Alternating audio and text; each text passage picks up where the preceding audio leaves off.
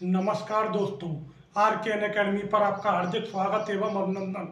दोस्तों, आज हम कर्ण वंश के बारे में जानकारी प्राप्त करेंगे। कर्ण वंश का जो शासन काल है वह 75 ईस्वी पूर्व से 30 ईस्वी पूर्व है। यानी कि कर्ण वंश ने कितने वर्ष तक शासन किया? 45 वर्ष तक शासन किया।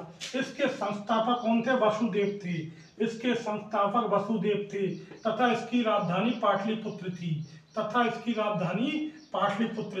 हर्षचरित क्या कह रहे हैं? हर्षचरित किसकी पुस्तक है? बाण भट्ट की। हर्षचरित बाण भट्ट की पुस्तक है। ये हर्षचरित क्या कह रही है? शुंगों के अमात्य वासुदेव ने रानी के वेश में शुंग शासक देवभूति की हत्या कर दी। शुंगों के अमात्य कौन थे? वासुदेव। उन्होंने रानी के वेश में देवभूति जो अंतिम शासक था, शुंग शासक, उसकी हत्या कर दी। दोस्तों, विष्णु पुराण क्या कह रही है? शुंग राजा देवभूति को उसी के अमात्य कर्ण वासुदेव मारकर पृथ्वी का स्वयं भोग करेगा। विष्णु पुराण क्या कह रही है कि शुंग राजा देवभूति को उसी का अमात्य कर्ण वासुदेव मारकर पृथ्वी का स्वयं भोग करेगा। इसका मतलब है कि वासुदेव ने सत्ता कैसे हथियाई? शुंग राजा देवभूति की हत्या करके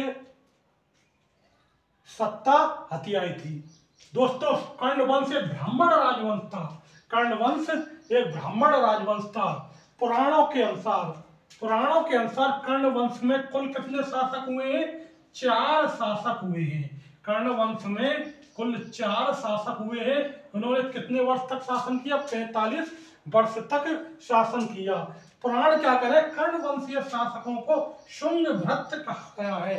पुराणों के अनुसार कर्ण वंशीय शासकों को क्या कहा गया है? शुंग भृत्य कहा गया है। शुंग भृत्य कहा गया है। पुराणों के अनुसार कौन कौन से शासक थे? वो 4। वासुदेव, इन्होंने 9 वर्ष तक शासन किया। भूमिमित्र ने 14 वर्ष तक शासन किया। नारायण ने 12 वर्ष तक शासन किया और सुशर्मा ने 10 वर्ष तक शासन किया। तो दोस्तों, वासुदेव ने कितने वर्ष तक शासन किया? 9 वर्ष शासन किया। इसके संस्थापक वासुदेव ने 9 वर्ष शासन किया। इसके अलावा दूसरा शासक कौन सा हुआ?